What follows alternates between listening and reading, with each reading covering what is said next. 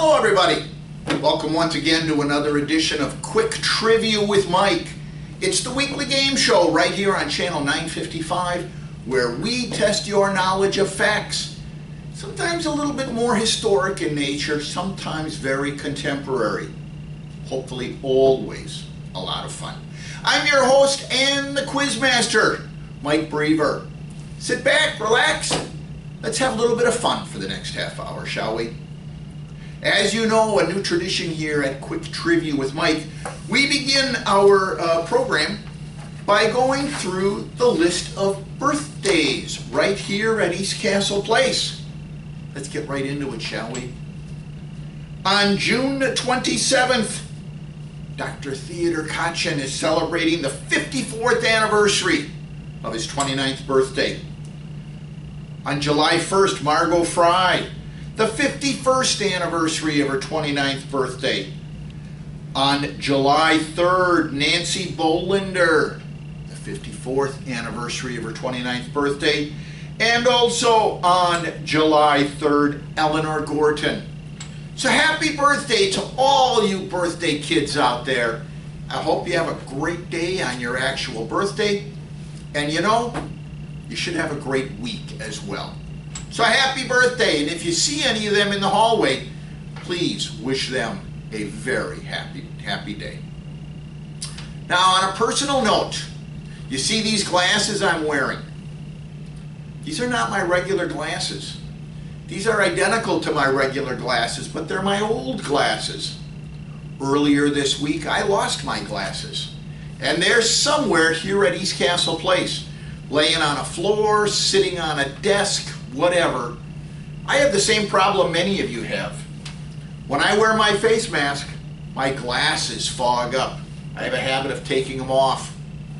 I took them off, set them down, or put them in my pocket. They're now gone. If you see them, come and see me. There's a reward of a Girl Scout cookie for you in this, so come and see me as soon as you can. Now let's get into last week's show and give you the answers, shall we? You know how the game works. I give you 3 questions every week. I begin the next week's show by giving you the answers to our 3 questions from the previous week, and then we give you 3 new questions. So let's take a look at last week's, shall we? We began by talking a little bit about the Green Bay Packers. You know that they were in fact founded on August 11th, 1919. Talked about the fact that they joined the National Football League, which was the successor to the American Football League. Really been a hallmark of Wisconsin athletics for the last 100 years. Brought a lot of joy to many of us. It's also brought a lot of heartache. But be that as it may, names like Don Hudson, Curly Lambeau, Vince Lombardi, Bart Starr, Brett Favre, Ray Nitschke, those names live in history here in the state of Wisconsin. We're all proud to brag about their accomplishments as if they're our own. After all, the Green Bay Packers are one of our own. You know that for a long time in Packer history, they played in the Milwaukee area as well. It was during that era that the Packers, the smallest town in the United States to host a professional franchise. They were trying to create a statewide audience. So they played some of their games in Milwaukee. I asked you, what were the 4 locations in Milwaukee where the Green Bay Packers played their games? The answer was Marquette Stadium, State Fair Park, Borchert Field, and of course County Stadium. Many of you know that my dad was a professional musician. In addition to working at the post office, he played trombone.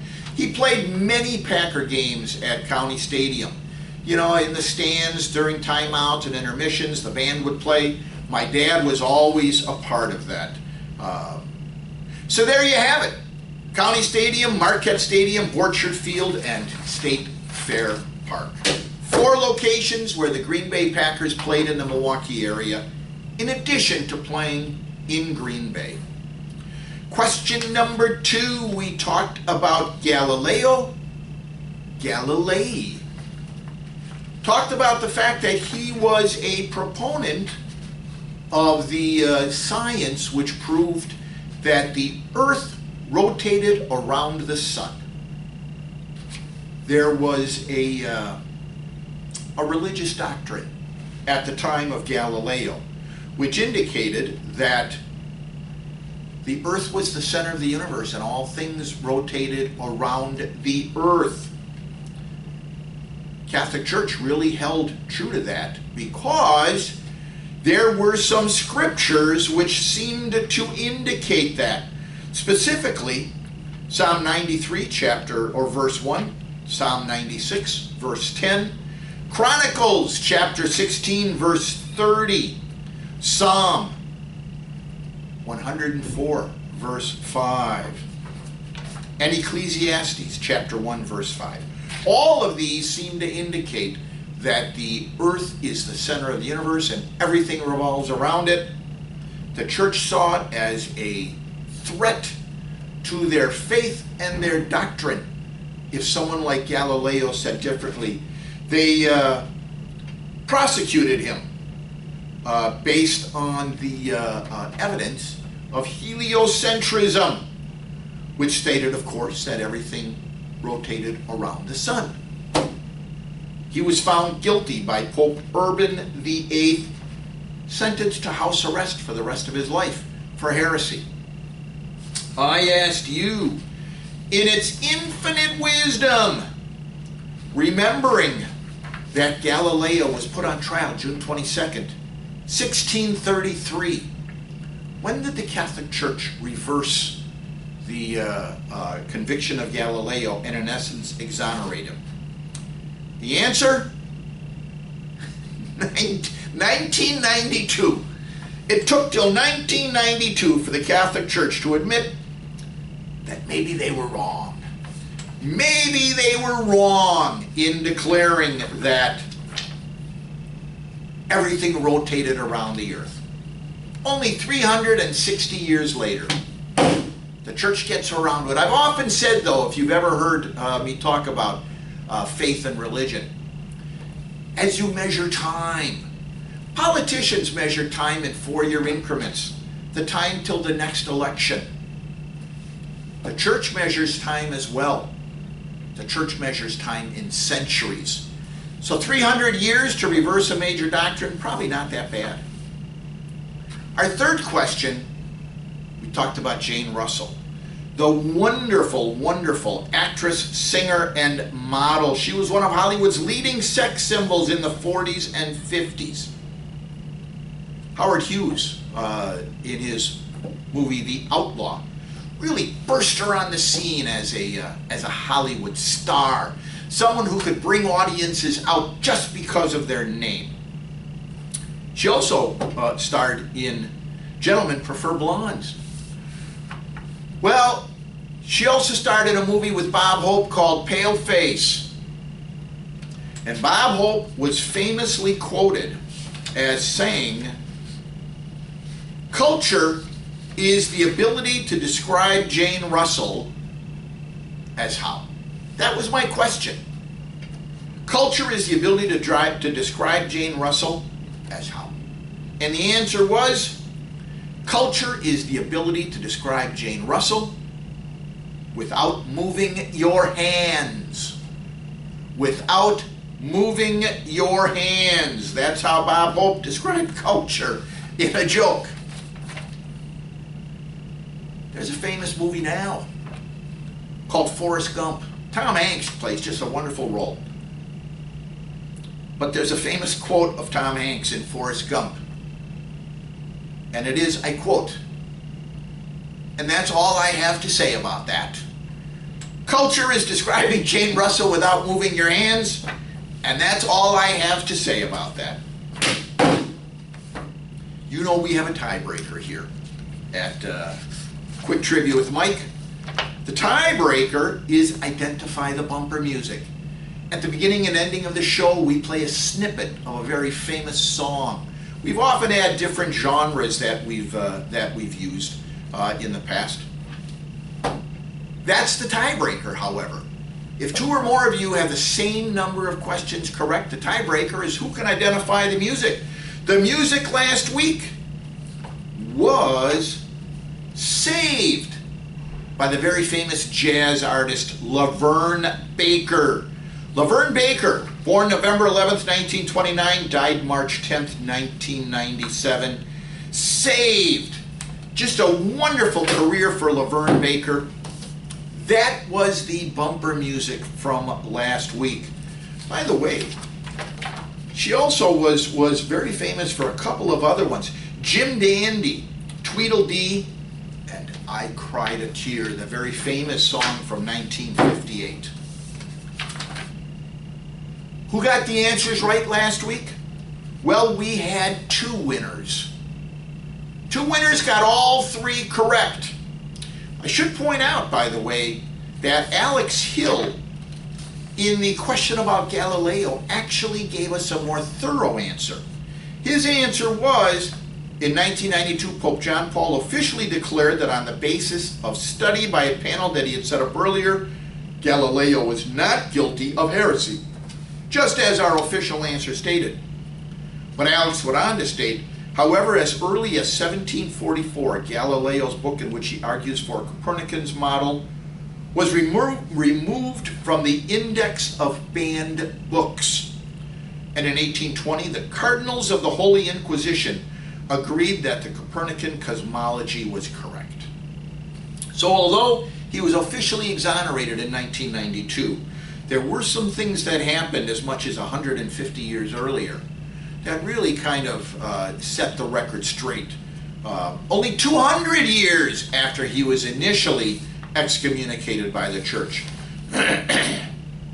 Sandra Meyer was our second winner, by the way, with 3 questions correct. Which one of them identified the bumper music? Neither. So the two of them tie. Sandra Meyer and Alex Hill share the winner's circle this week. Congratulations to you both. Your picture will be on 955 all week long. Now we're going to take a brief intermission. We will come back soon and give you the 3 questions for next week. Go grab yourself a donut, maybe a cup of coffee. Get some of that brain food going, because we've got some real teasers for you coming up. I'll see you in a minute.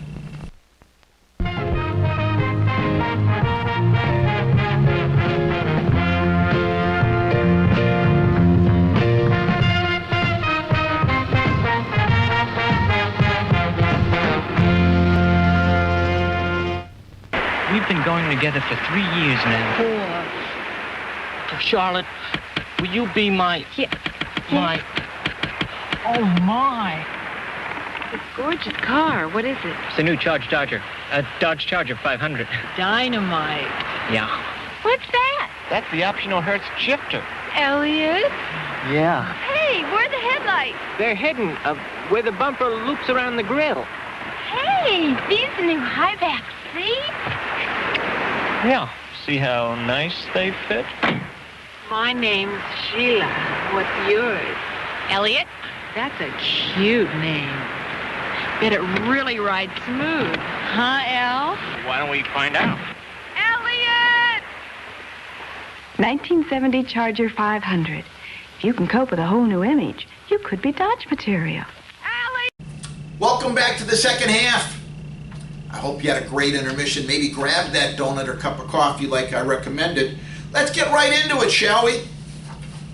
We're going to take a look, first of all, at a television, movie, and books phenomenon called science fiction. Sometimes shortened to sci-fi. There's actually a cable channel right now on Spectrum. It's channel 955, the Sci-Fi Channel. Science fiction is a genre of speculative fiction that typically deals with imaginative and futuristic concepts, such as advanced science, technology, space exploration, time travel, parallel universes, extraterrestrial life, etc., etc., etc. If it doesn't involve known facts, as we define them today, it is defined as science fiction. It has most prominently played out in film and television. In film, the very first science fiction film was 1902's A Trip to the Moon, directed by French filmmaker Georges Méliès.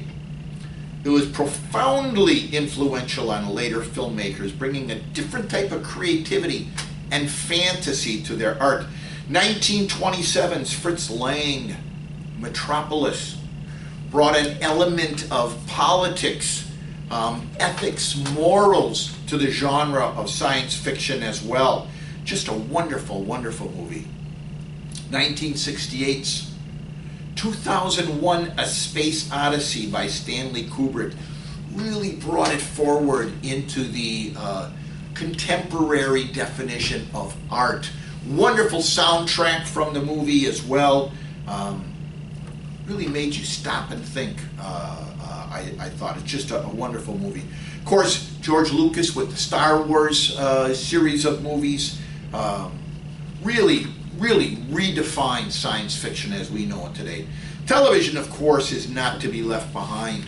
Great series like The Twilight Zone, all based on getting into our mind and trying to find out how reality may differ from perception. Wonderful programs like the Star Trek series. I think there's been about 4 or 5 different alliterations of it. As you can see, there has been some wonderful versions of science fiction, even cartoon style. The Jetsons from 1962 and 1963 really also really redefined entertainment in science fiction as well.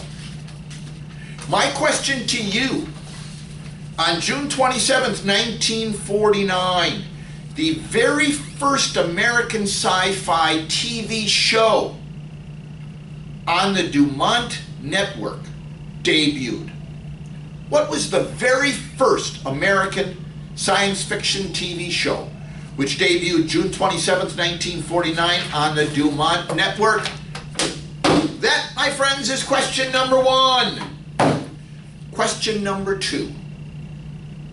We're going to go back a little bit into history. May 25th, 1925, the Scopes monkey trial started in the state of Tennessee.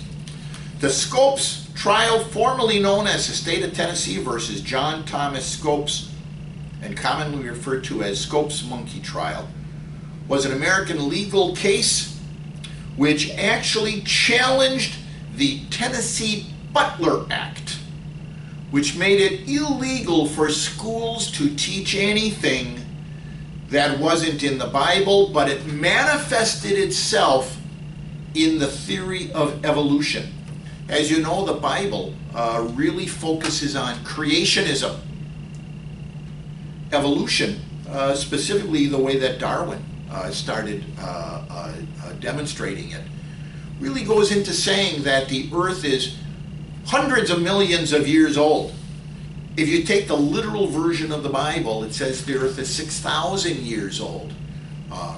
The question becomes, is the Bible literal, a historical document of history, or is it allegorical? Well, the Scopes monkey trial went about trying to determine whether law could determine that.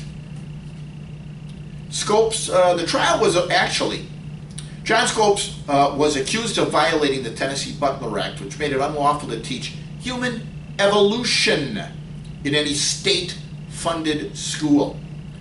The trial actually was deliberately staged in order to attract publicity to the small town of Dayton, Tennessee, where it was held.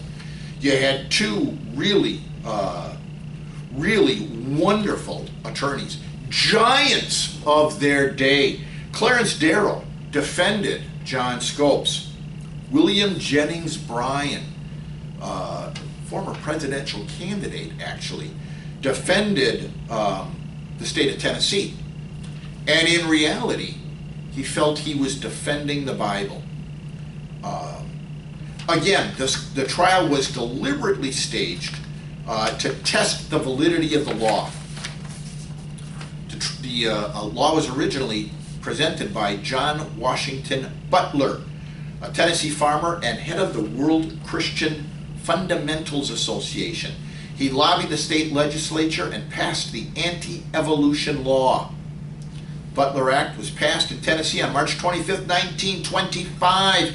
In response, the American Civil Liberties Union financed a test case in which John Scopes, a Tennessee high school science teacher, agreed to be tried for violating the act. Frankly, Scopes really didn't even remember if he had taught evolution as a part of his curriculum, but he agreed to be part of this case. My question to you, by the way, this became more than a Tennessee issue. This trial was followed statewide, nationwide, and it actually kind of developed a worldwide following, not just because of the subject matter, but because of the two giants, Williams Jennings Bryan and Clarence Darrow. My question to you is, at the conclusion of the trial, in his summation, Clarence Darrow actually defined his client as guilty. Clarence Darrow went before the jury and he said, my client is guilty. Why? Why did Clarence Darrow, in essence, throw the case to declare his own defendant guilty? And by the way, he was found guilty of violating the act. He was ordered to pay a $100 fine, which in today's dollar amounts, that'd probably be about $1,500. But there you have it. Clarence Darrow declared his client guilty. My question to you is why? My last question. We're going to talk a little bit about FLOTUS, First Lady of the United States. Why? Because Harriet Rebecca Lane Johnson, died July 3rd, 1903. She was the acting American First Lady from 1857 to 1861. She was U.S. President James Buchanan's niece, and Buchanan was a bachelor. So his niece served as the acting First Lady. First Lady of the United States is a title held by the hostess of the White House, usually the wife of the President of the United States, and serves concurrent with the President's term in office. Although the First Lady's role has never been codified or officially defined, she figures prominently in the political and social life of the United States. You all know that several previous First Ladies, Jackie Kennedy, she became a fashion icon. George Bush's wife, really captured the imagination of the country with her common sense approach to solving problems. Rosalind Carter, truly a partner with Jimmy Carter in everything that he did. Really, First Ladies of the United States have really become an icon and as important to the tradition of the presidency, almost as the president himself. My question to you, Harriet Lane was the acting American First Lady. She was James Buchanan's niece, not married to him. Buchanan was in fact a bachelor. My question to you, how many acting First Ladies have we had in the history of the United States? There have been 46 presidents, I'll remind you of that. President Joseph Biden is our 46th president. How many acting first ladies have there been in the history of the United States? There you have it, folks. That's Quick Trivia with Mike for this week. You know how to win by now. Get your answers to me by noon on Monday. Now, you know that Monday is our 4th of July holiday here for the staff. I'm going to give you a bonus day. Get your answers to me by noon on Tuesday. You can do it by email, mbrever@eastcastleplace.com. You can phone me at 963-8425. Leave a message on my answering machine. You can write your answers on a sheet of paper, put them in my mailbox behind the concierge desk, or just open up my office door. Put them on my conference table or on my desk. I will get your answers when I come in on Tuesday. As always, I would like to thank the management of ECTV, our president, Tyler Gudex, our executive producer, Laura Wengler, my producer and cameraman, Scott McFerrin, and as always, my artistic director, the incomparable Cooper Ledvina. I've said it, I'm saying it every week now because it is true. If there's anything you like about Quick Trivia with Mike, Scott and Cooper's fingerprints are all over it. If you happen to pass them in the hallway someday and you like the show, please let them know. I'd also like to thank you for joining in, for inviting me into your home for this half hour. I always have a great time. I hope you did as well. I also hope that you all have a wonderful, wonderful 4th of July. Coming up this Sunday, maybe next week, some of our trivia questions will have to do with the great holiday coming up this weekend. We'll see. I haven't done the research yet for next week, but I'll let you know. Until next week, as always, I am the host and your quizmaster, Mike Brever. Again, I want to thank you for inviting me into your home. Until next week, I ask you all to please be safe, be smart, and be patient. I think it's pretty obvious by now. We are opening up East Castle Place, and soon we will all be able to enjoy that wonderful East Castle Place hospitality once again. Have a wonderful 4th of July, everybody. So long, and I'll see you next week.